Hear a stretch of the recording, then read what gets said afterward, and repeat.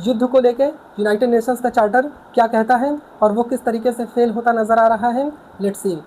United Nations charter का article 2 section 4 कहता है कि यूनाइटेड नेशंस का कोई मेंबर स्टेट किसी दूसरे मेंबर स्टेट की टेरिटोरियल इंटीग्रिटी या पॉलिटिकल इंडिपेंडेंस के खिलाफ फोर्स या थ्रेट का इस्तेमाल नहीं करेगा।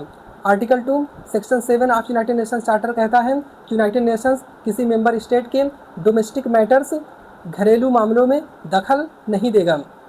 Article 51 of United Nations charter कहता है कि अगर किसी मेंबर स्टेट पर कोई अटैक होता है तो वो उस केस में सेल्फ डिफेंस में फोर्स का इस्तेमाल कर सकता है। और एक और केस होता है जो यूनाइटेड नेशंस चार्टर के आर्टिकल 42 के तहत आता है, जिसमें यूएन सिक्योरिटी काउंसिल खुद फोर्स ऑथराइज करने के लिए यूएन सिक्योरिटी काउंसिल खुद फोर्स ऑथराइज करती है। जैसे कोरियन वार हुआ था तो उसमें यूएन सिक्योरिटी काउंसिल ने खुद फोर्स ऑथराइज किया था। जब सेकेंड वर्ल्ड वार ख़त्म हुआ था और यूनाइटेड नेशंस वजूद में आया था तो उस समय के जो सबसे पावरफुल कंट्रीज़ थे उनको वीटो पावर दिया गया था।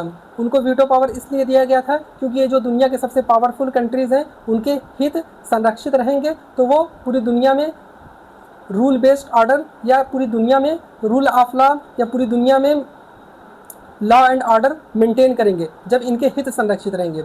लेकिन बाद में ऐसा हुआ कि जिनको वीटो पावर दिया गया था, जिनके कंधों पे जिम्मेदारी थी पूरी दुनिया में लॉ एंड ऑर्डर मेंटेन करने की, वो लोग खुद इंटरनेशनल जो रूल बेस्ड ऑर्डर है उसको खुद वायलेट करना शुरू कर दिए। जैसे रसिया ने 2014 में यूक्रेन की टेरिटरी थी क्राइमिया, उसको कब्जा कर लिया, बाद में यूक्रेन पर फुल फ्लेज्ड अटैक कर दिया। इसी तरीके से America, United states of America का एटीट्यूड आप जानते हैं, उन्होंने वेनेजुएला के राष्ट्रपति को उठा लिया।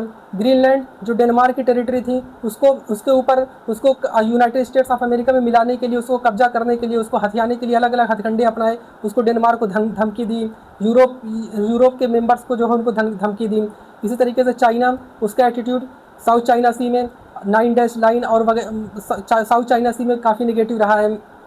तो इस तरीके से जो 5 मेंबर्स थे जिनको वीटो पावर दिया गया था उसमें चाइना था, यूएसए था, रसिया था, फ्रांस था, ब्रिटेन था। ये 5 मेंबर्स को वीटो पावर दिया गया था। जैसे यूएन सिक्योरिटी काउंसिल में कुल 15 मेंबर्स होते हैं जिसमें 5 परमानेंट मेंबर्स होते हैं जिनके पास वीटो पावर होता है और 10 नॉन परमानेंट मेंबर होते हैं जिनको 2-2 साल के लिए चुना जाता है। और इन 15 मेंबर्स में से यूएन सिक्योरिटी काउंसिल कोई डिसीजन लेती है तो उसमें 9 मेंबर्स का मेजॉरिटी होनी चाहिए, मतलब 15 मेंबर्स में से 9 मेंबर्स का सपोर्ट होना चाहिए उस डिसीजन को पास होने के लिए। लेकिन जो ये 5 परमानेंट मेंबर्स होते हैं इनके पास वीटो पावर होता है। अगर ये अपना वीटो लगा देंगे तो वो डिसीजन वहीं ख़त्म हो जाएगा, वहीं रुक जाएगा, वो डिसीजन पास नहीं हो पाएगा। इन 5 मेंबर में से कोई एक मेंबर्स कंट्री अगर अपना वीटो लगा देता है तो जब सेकेंड वर्ल्ड वार ख़त्म हुआ था और यूनाइटेड नेशंस वजूद में आया था उस समय के जो सबसे पावरफुल कंट्रीज थे उनको वीटो पावर दिया गया था। लेकिन जब उसके बाद अब सेकेंड वर्ल्ड वार ख़त्म होने से यूनाइटेड नेशन के बनने के बाद से अब तक दुनिया काफ़ी चेंज हो चुकी है। अब बहुत सारे कंट्रीज़ हैं जो काफ़ी पावरफुल होकर इमर्ज हुए हैं। जैसे जर्मनी जो काफ़ी पावरफुल है मिलिट्रीली, इकोनॉमिकली। इसी तरीके से इंडिया वो भी काफ़ी पावरफुल बनकर उभरा है। जापान वो भी इकोनॉमिकली काफ़ी बड़ा कंट्री है।